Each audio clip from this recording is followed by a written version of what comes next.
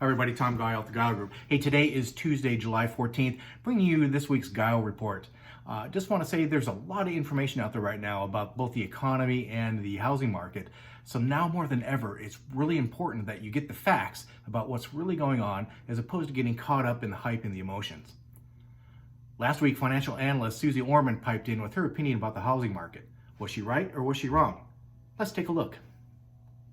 Suze came out and said, first of all, that here's a quote, "I think I would wait until September, October, or November of this year before I bought a home." What is Suze's reasoning behind this? Well, let's check it out. First of all, Suze thinks that some neighborhoods are going to be changing over, having to do with more and more people working from home. And she used San Francisco as a prime example. She's concerned that as more and more people work from home, they're going to leave these large areas for areas that are more affordable. Values of property are going to go down. Let's take a look at the reality of this and what this means for Portland. So first of all, Portland is one of the most affordable cities on the West Coast, much more affordable than the Bay Area, Seattle, or Los Angeles. We've had people moving here for years for that exact reason. If anything, we would expect to see more people moving this way over the next months or years, given the changes and transitions that we're seeing in employment and how people are working, whether they're working in the office or not.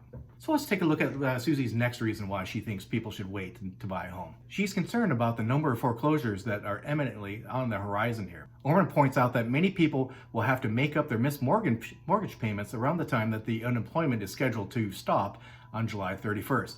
This is going to put them in a difficult financial position, especially if they're still out of work.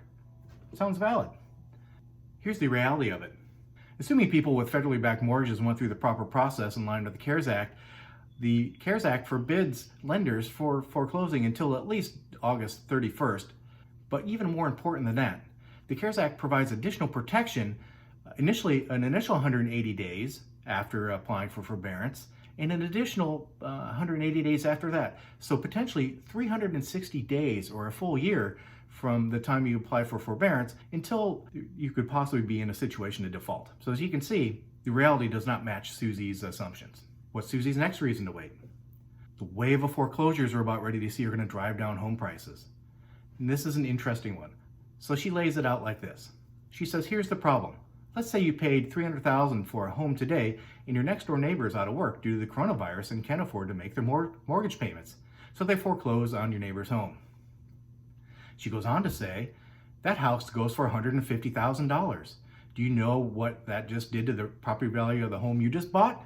Your property is now worth $150,000. Because when somebody goes to check on the latest comp, they're going to see, oh, well, the house next door sold for $150,000. The house down the block just sold for $150,000.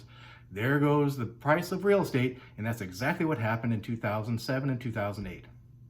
Interesting. Again, let's take a look at the reality. There are several things wrong with Suze's statement and assumptions. First of all, when a lender forecloses, they're going to sell the home at the market value, not the value owed on the home. If they foreclose on a $300,000 house with a $150,000 mortgage, they're not going to sell it for $150,000. They're going to sell it for whatever the market will bear. What will the market bear? Well, the market is a function of supply and demand. We're in a market right now of very tight supply, and it's keeping prices strong. Let's take a look at her last statement. This is not exactly what happened in 2007 and 2008. Matter of fact, it's very different. So let's take a couple look at these slides to explain what happened in 2007, 2008, and how it's different than today. First of all, the crash in 2007 and 2008 was caused by a mortgage crisis.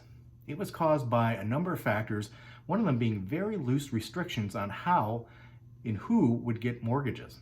It's shown by the first graph here, and what the graph is showing is that the higher the index score on here, the easier it is to get a loan. You can see in 2007 and 2008, the index score is very high, which meant it was very easy to get a loan. Banks were actually doing something called stated value loans at that time, where you didn't even have to prove your income. All you had to do is say how much money you made and, whew, that's great, we'll give you the loan. Very different than today. Another situation that's very different is just where we're at, the housing market is at this point in time versus where we're at in 2007 and 2008. Remember, I said housing prices are a factor of supply and demand. When we rolled into 2007, 2008, we were in a buyer's market with anywhere from 6 to 7 months worth of inventory. Very different than where we're at right now. We are in a seller's market with anywhere from about 1 month to 2 months worth of inventory here in the Portland metro area. Totally different situation. So what's the bottom line? Suze Orman's analysis does not line up with the realities of today's housing market. My suggestion is get information from experts in their chosen field. Don't ask me for stock advice because I can't help you out. Ask me about real estate because here at the Gile Group, we live and breathe it all day long.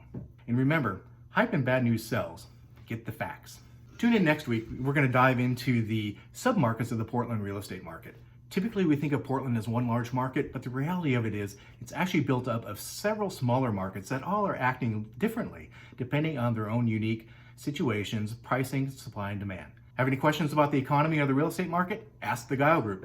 Check us out on social media. We're posting there all the time. Or shoot us an email at askgilegroup.com.